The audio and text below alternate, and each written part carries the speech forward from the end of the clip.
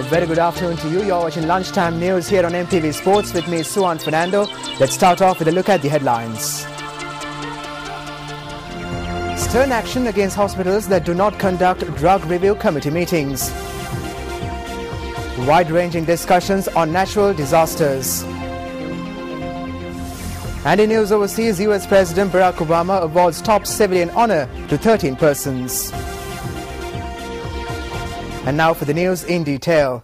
The Ministry of Health is to take stern action against hospital officials who do not conduct drug review committee meetings. The minister said that Minister Maithripala Sirisena has given the necessary instructions in this regard to the Secretary of Health and the Director General of Health.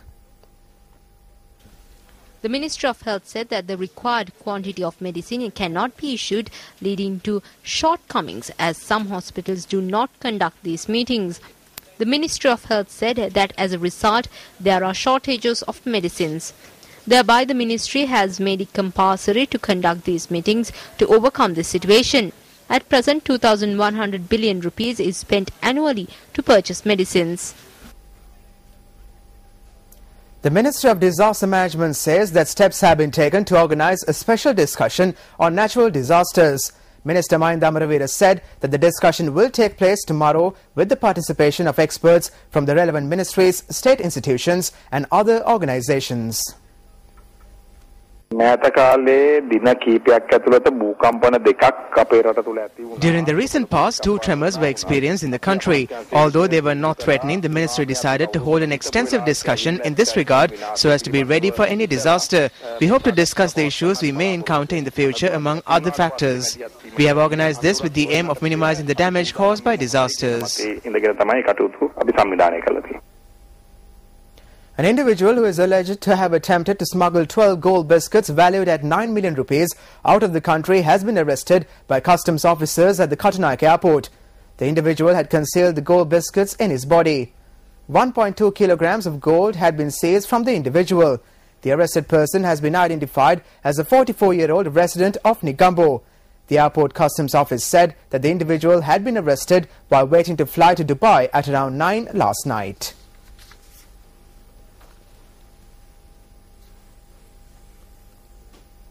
Now, also in local news, the Election Secretariat has announced that distribution of the 2012 voters list applications to houses will commence on the 1st of next month.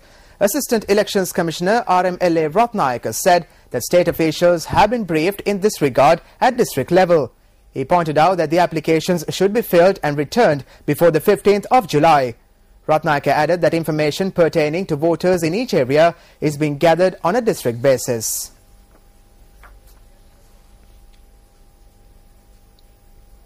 Is the police efficient in combating crime, and is the public's support in this task sufficient? Express your views on this topic by logging on to our website www.newsfirst.lk. Some of your comments will be aired on our primetime news bulletin at 9 tonight. In more local news, hoisting of the national flag at the Galle Fort recommenced yesterday. Mayor of Galle, Metsuri De Silva, stated that this step was taken following requests from residents in the fort. The Mayor of Galle stated that this program was implemented by the Gamunu Watch of the Sri Lanka Army until 1994, but it came to a halt due to the war. Accordingly, the national flag will be hoisted from 7 a.m. to 6 p.m. atop the Galle Fort.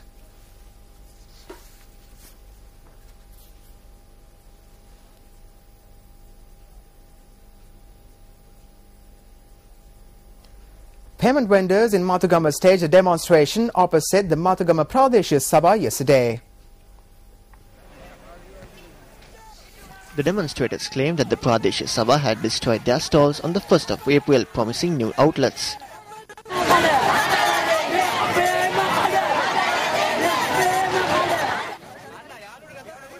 They point out that this promise had not been fulfilled, although the Pradesh Sabha had obtained 6.7 million rupees for this purpose.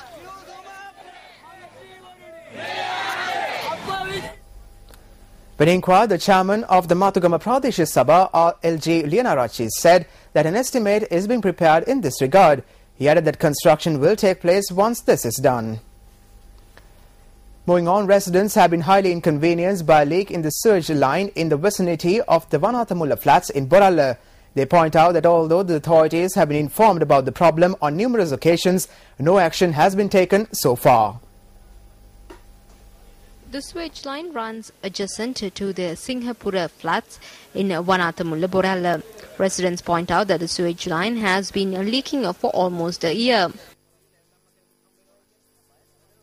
The sewage line is leaking the whole day. Our children are living in hell. We can't eat or sleep because of the stench.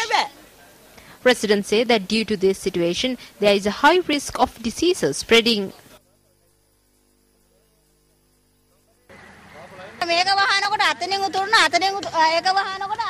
When it is closed from one point, it overflows from another. Children while going to school play with the flowing water, and some children now even have wounds on their legs. Residents requested the authorities to provide an immediate solution to the issue. Now, a joint program is being formulated to prevent child abuse in SAARC countries. Minister of Child Development and Women's Affairs Tissa Karaliadis said that an agreement had been reached in this regard at the ongoing SAARC representatives meeting in Colombo.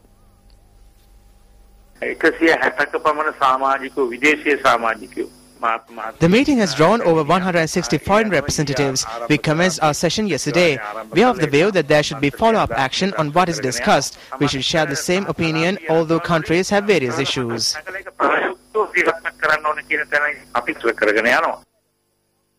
Well, that's all the news we have for you this afternoon. It was indeed a pleasure having you with us. Join us again at 1:55 for more of the very latest. Until then, you take care and have a wonderful day.